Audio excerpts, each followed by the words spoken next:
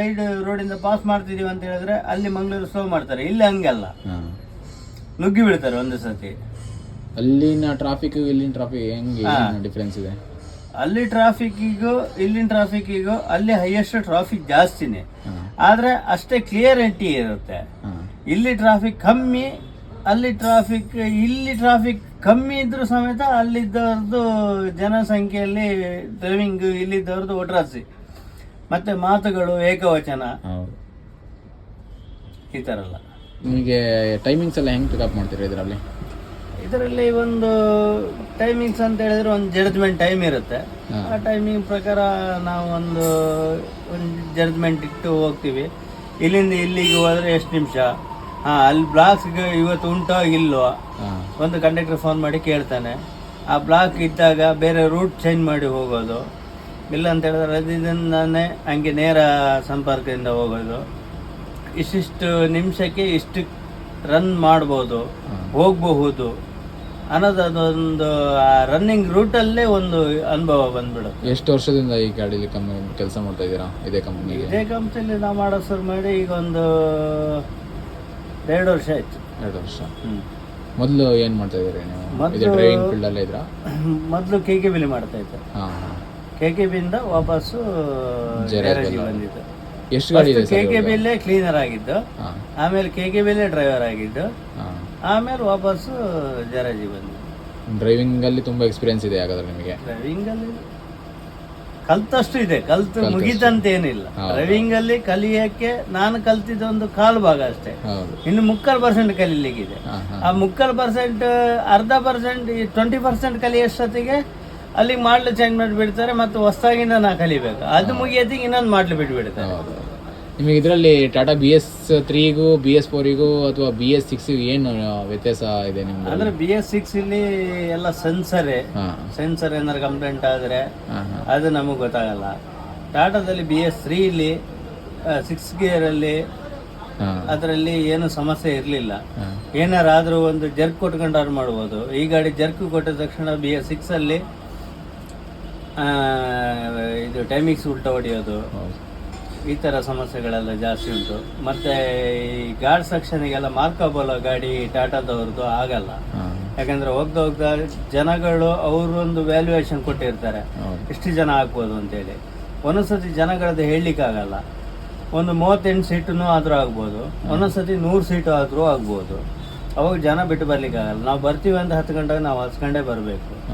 ಅದು ಅಷ್ಟು ಜನ ಹಾಕಬಾರ್ದು, ನಾವು ತಪ್ಪು.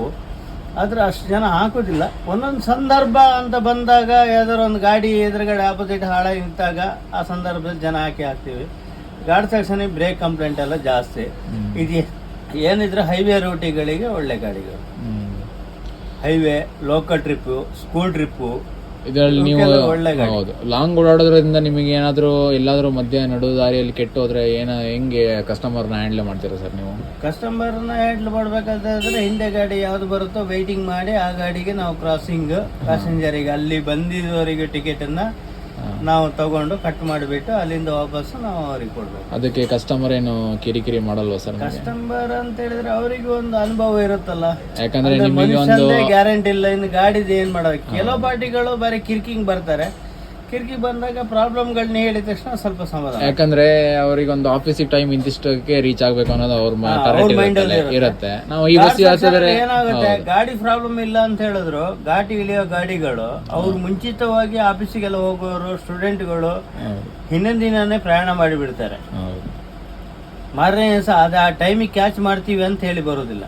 ಮಳೆಗಾಲ ಗಾರ್ಡ್ ಸೆಕ್ಷನ್ ಅಲ್ಲಿ ಯಾಕೆ ಅಂತ ಹೇಳಿದ್ರೆ ಯಾವ ಟೈಮಲ್ಲಿ ಗುಡ್ಡ ಜಾರುತ್ತೋ, ಯಾವ ಟೈಮಲ್ಲಿ ಮಳೆ ಬೀಳುತ್ತೋ, ಯಾವ ಟೈಮಲ್ಲಿ ಮರ ಬೀಳುತ್ತೋ, ಆ ಗಾಡಿ ಹೋಗುತ್ತೋ ಇಲ್ವೋ, ಆ ಥರ ಒಂದು ಪ್ರಾಬ್ಲಮ್ಗಳು. ಬೆಳಿಗ್ಗೆ ಸ್ಟಾರ್ಟಿಂಗ್ ಗಾಡಿಗಳಿಗೆ ಆ ಥರ ಪ್ರಾಬ್ಲಮ್ಗಳು.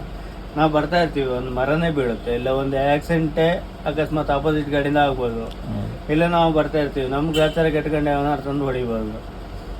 ಇಲ್ಲ ನಾವು ಬ್ರೇಕ್ ಹೊಡಿತಾ ಏನಾರು ಅಕಸ್ಮಾತ್ ಗಾಡಿ ಜಾರಿ ಸೈಡಿಗೆ ಹೋಗಿ ಹಿಂಗೇನಾರ ಸಮಸ್ಯೆಗಳಾಗ್ಬೋದು.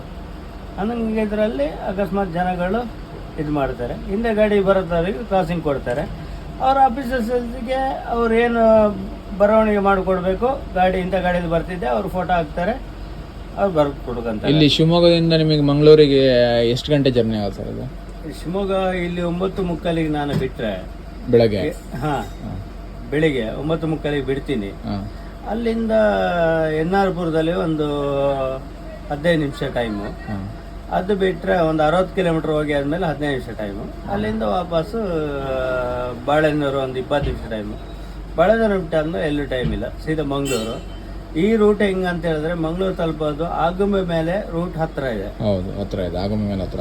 ಆಗುಂಬೆ ಮೇಲೆ ರೂಟ್ ಹತ್ರ ಇದೆ. ಎಲ್ಲ ಮಿನಿ ಗಾಡಿಗಳಿಗೆ ಹಂಗೆ ಹೋಗ್ತಾರೆ. ನಾವು ಇಲ್ಲಿಂದ ಸೀಡ್ ಆಗಲ್ಲ. ನಾವು ಕುದುರೆಮುಖ ಬಾಳೆನೂರು ಹಿಂಗೆ ಸುತ್ತಾಕಿ ಲಾಂಗ್ ರೂಟಿಂದ ಹೋಗೋದು.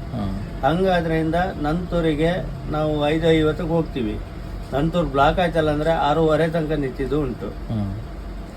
ಒಂದೊಂದ್ಸತಿ 7 ಗಂಟೆಗೆ ಹೋಗಿದ್ದು ಉಂಟು. ಅಲ್ಲಿಂದ ಬರೋ ಗಾಡಿಗಳಿಗೆ ಸ್ಟ್ಯಾಂಡ್ ಸಿಕ್ಕಿಲ್ಲ ಅಂದ್ರೂ ಉಂಟು, ಸಿಕ್ಕಿದ್ರು ಉಂಟು. ಇಲ್ಲಿಂದ ಎಷ್ಟು ಡೀಸೆಲ್ ಬೇಕಾ ಸರ್ ಇಲ್ಲಿಂದ ಮಂಗಳೂರಿಗೆ ಹೋಗ್ಲಿಕ್ಕೆ? ಮಂಗಳೂರಿಗೆ ಹೋಗೋತ್ತಿಗೆ ಇದೇ ಗಾಡಿಯಲ್ಲಿ ಮುಂಚೆ ಸ್ಟಾರ್ಟಿಂಗಲ್ಲಿ ಹೊಸ ಗಾಡಿ ಬಂದಾಗ ಅಮ್ಮಮ್ಮ ಅಂತ ಹೇಳಿದ್ರೆ ಒಂದು 58 ಲೀಟರ್ ಡೀಸೆಲ್ ಹೋಗ್ತಿತ್ತು. ಈಗ ಒಂದು 62-65ಕ್ಕೆ ಡೀಸೆಲ್ ಟಾರ್ಗೆಟ್ ಅಲ್ಲಿದೆ. ಮುಂಚೆ 55-52 ಲೀಟ್ರಿಗೆ ಹೋಗ್ತಿತ್ತು. ಆ ಕಡೆಯಿಂದ ಬರ್ಬೇಕಾದ್ರೆ ಗಾಡ್ ಸೆಕ್ಷನ್ ಜಾಸ್ತಿ, ಒಂದು 60-62ಕ್ಕೆ ನಿಲ್ಲೋದು. ಎಲ್ಲ ಸೀಟ್ಗಳು ಫುಲ್ ಆಗ್ತಾವ ಇದರಲ್ಲಿ? ಫುಲ್ ಆಗ್ತದೆ. 2x2 ಸೀಟ್ ಅಲ್ಲ, ಹಂಗಾಗಿ 35 ಸೀಟ್. 35 ಸೀಟಿಗೆ 35 ಸೀಟ್ ಆಗುತ್ತೆ. ಸ್ಟ್ಯಾಂಡಿಂಗ್ ಒಂದೊಂದ್ಸತಿ ಆಗುತ್ತೆ, ಒಂದೊಂದ್ಸತಿ ಆಗದೇ ಇರಬಹುದು. ಒಂದೊಂದ್ಸತಿ ಸ್ಟ್ಯಾಂಡಿಂಗು ಆಗುತ್ತೆ. 60 ಸೀಟು ಆಗುತ್ತೆ, 65 ಸೀಟು ಆಗುತ್ತೆ, 70 ಸೀಟು ಆಗುತ್ತೆ. ಎಲ್ಲದೂ ಮೇಂಟೈನ್ ಆಗುತ್ತೆ ಸರ್ ಅದರಲ್ಲಿ? ಗಾಡಿ ಡೀಸೆಲ್ ಖರ್ಚು, ಗಾಡಿ ಮೇಂಟೆನೆನ್ಸ್ ನಿಮ್ಮದು ಮಿನಿಮಮ್ ಅಂತ ಹೇಳಿದ್ರೆ ನಮಗೆ ಅಪ್ ಅಂಡ್ ಡೌನು 2 ದಿನಕ್ಕೆ ಏನಿಲ್ಲ ಅಂತ ಹೇಳಿದ್ರೆ ಒಂದು 12-24 ಸಾವಿರ ರೂಪಾಯಿ ಬರಬೇಕು. ಲಾಸ್ಟಿಗೆ 22,000 ರೂಪಾಯಿ ಬರಬೇಕು. ಅವಾಗ ಒಂದು 2 ದಿನಕ್ಕೆ ಒಂದು 3,000 ರೂಪಾಯಿ ಉಳಿಯುತ್ತೆ. ಹೌದು, ಆ ಲೆಕ್ಕದಲ್ಲಿ. ಆದರೆ ಟಯರು ಪೂರ ಆಯಿಲಿಂದು ಎಲ್ಲ ಹಿಡ್ಕೊಂತ ಹೋದ್ರೆ ಉಂಟಲ್ಲ, ಅಲ್ಲಿಂದ ಅಲ್ಲಿಗೆ ಗಾಡಿ ಮ್ಯಾನೇಜ್ಮೆಂಟಿಂಗ್ ಏನೂ ಇಲ್ಲ. ಡೀಸೆಲ್ ರೇಟ್ ಬೇರೆ, ಸಿಕ್ಕಾಪಟ್ಟೆ ರೇಟ್ ಜಾಸ್ತಿ. Okay sir.